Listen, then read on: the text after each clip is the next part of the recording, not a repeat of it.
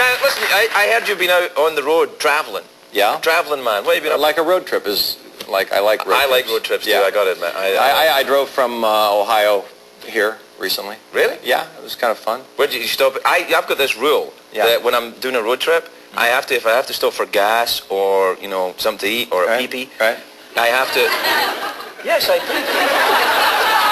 What the hell's wrong with you? I go for a pee-pee.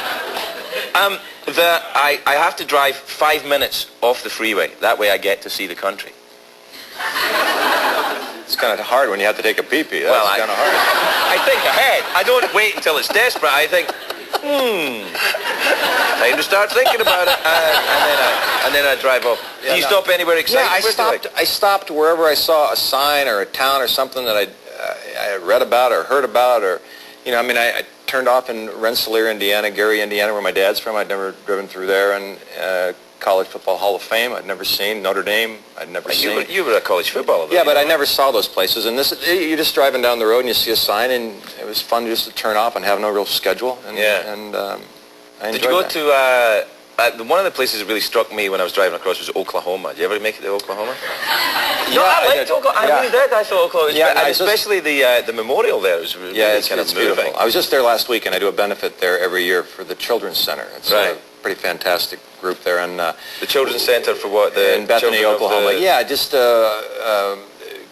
kids that really need help in ways either from birth or an accident, and it really affects kids only to the age of 18. Right. But the doctors that put this facility together have done a fabulous job, and I hooked up with them about 5 years ago, and I take a group of guys down there, and we do a bowling tournament at night, and then do a baseball game. Yeah. And visit the hospital. Bowling and baseball? Well, bowling and baseball because originally the idea was golf, but it's way too hot. So you go where the air conditioning is. Do you need kind of hills for golf? Yeah.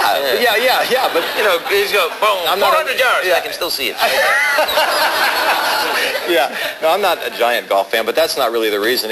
We can affect more people by doing the bowling thing, and it raises a lot of money, and it's a tremendously good cause. So yeah. Good. Did you ever go to the memorial there? Yeah, I did. What did you make of that? Because I could hardly take it. I teared up when I was looking at they still have the messages pinned up. And it's still there on both sides. Yeah.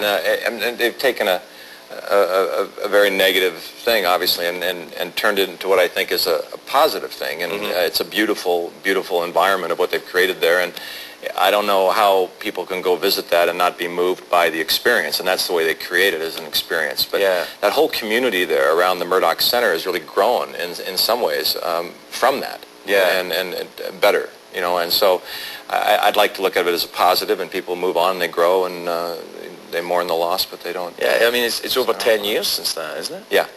And the folks there, I mean, I was just overwhelmed when I walked through the memorial. I got very angry when I was walking through it because there was all these empty chairs, signifying the people that had died there. It made me really mad,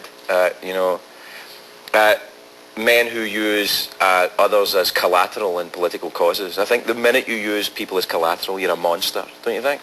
I agree with that. Yeah, it's a terrible thing, and it is a very moving monument. We're going to take a break, and we'll be right back. We'll be right back with Mark HARMON, everybody.